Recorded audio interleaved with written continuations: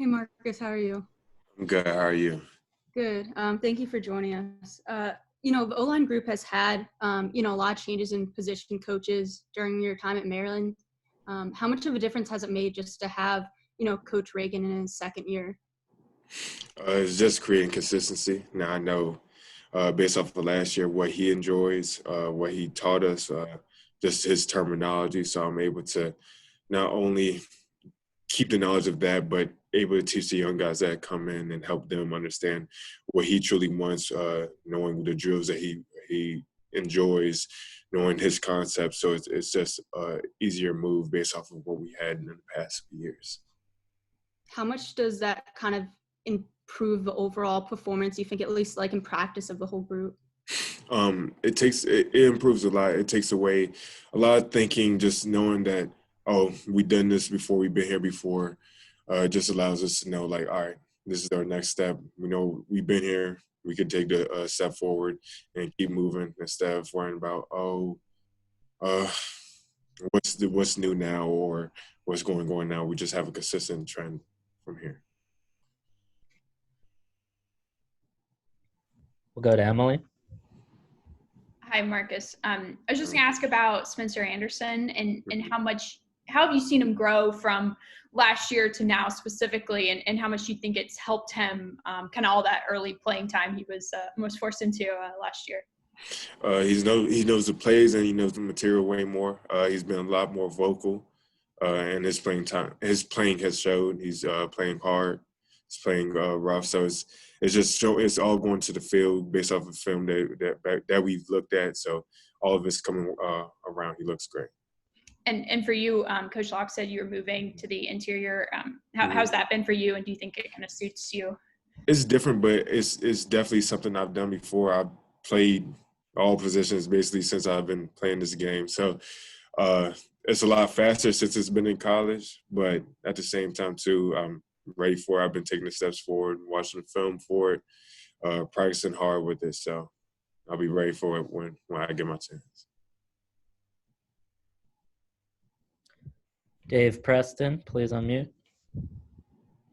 Good morning. If you could discuss the keys to developing chemistry with this offensive line, a bunch of guys in different spots, yourself included, a lot of new parts in the system, a few JUCO guys, especially in this pandemic time when it's not a normal year of practice. What are the keys to developing chemistry on the offensive line?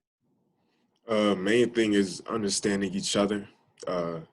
We had to focus on, even when everybody's not having a good day, focusing on what makes each other better. So if somebody's having a bad day, we're able to pick them up. Even if it's me, if I'm able to mess up, somebody's able to grab me together, tell me like we go and keep pushing, keep our heads up. So it's just a bond that we have being able to create within our line room. So that's what keeps us going for like. Well, we're not going to hold our heads down. We make mistakes, we're going to be next play mentality, and we're going to keep working from there.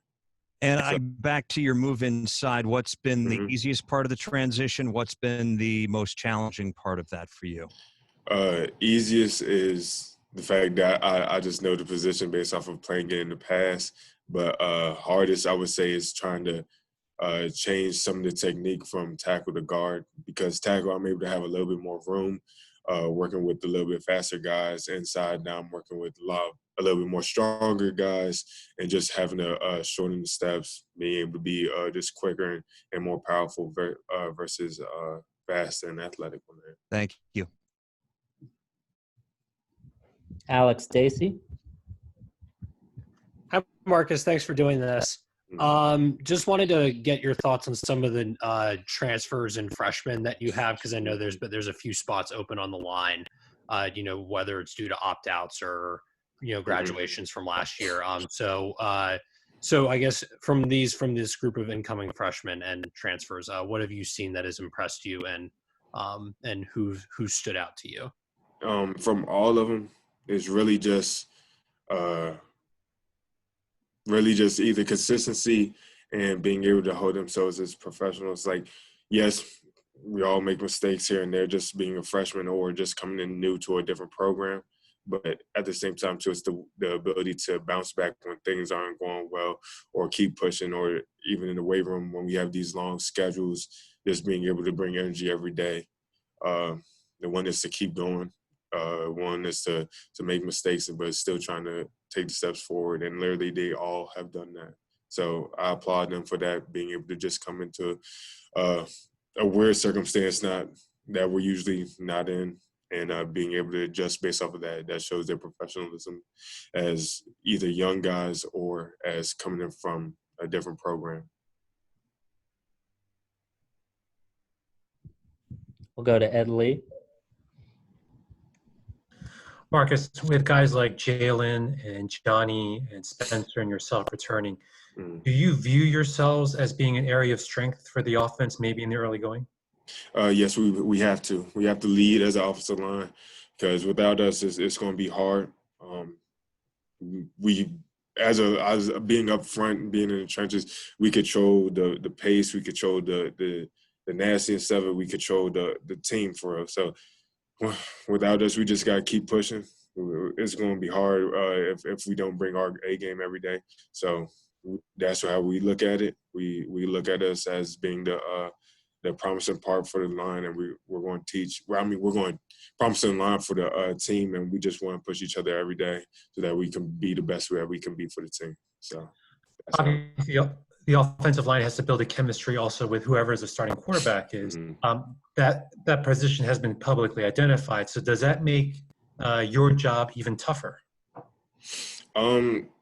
Since we're worried about us, we haven't really been worried about quarterbacks. We still basically been going in a camp phase, especially since we still like have a scrimmages going on in this weekend. Next week we'll be in the game time, so we'll know by then. But at that point, we're just worried about what we could do for the best of our 5 linemen, 10 linemen, whoever's rotating in from there, just so that we know like what we could do better, so that we could keep him safe, keep the running back safe, and keep pushing for the offense as a whole. But would it be better for you to know who that starting quarterback is now to sort of build that chemistry until the season opener? To us, it's just worrying about what we could do. We can't control that in a standpoint, so we're just worried about what we could do best to better our game before the first game comes up on October 24th. Last question: what would be a successful season for the offensive line? Successful season is just being able to lead, no matter what's going on. We want to dominate every play. We want to be looked at as one of the most prominent part of the offense. So we want to come out, be the best that we can be, and that's our goal for every practice, every game, whatever it stands for. Thank you, Marcus. Mm-hmm. We'll go to Heather McDonough. Hey, Marcus, Heather McDonough, NBC4. You thought you were playing, then you didn't think you were playing a season. Now you're playing again. I'm sure you've been watching a lot of these games on Saturdays. What is it like knowing everything that you've gone through in the last few months, that the season opener is actually 10 days away?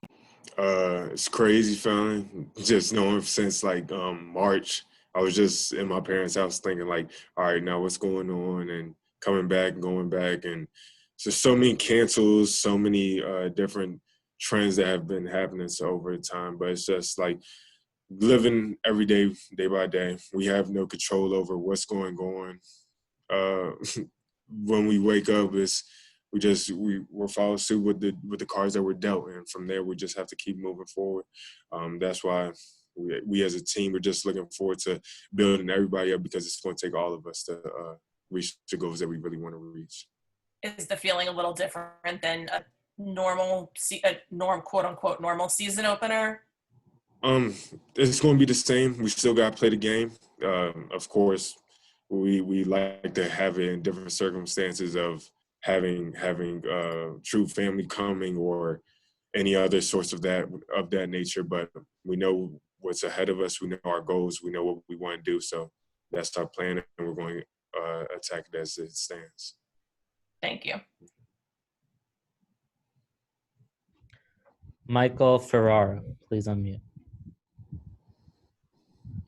Marcus, the University of Maryland Athletics posted that your first 2 games are at night. How excited are you to be having your first 2 games under the lights? And my second question for you is, what's the biggest thing as an individual and as an offensive line you guys think you have improved on since last year? For first off, the night games are always special.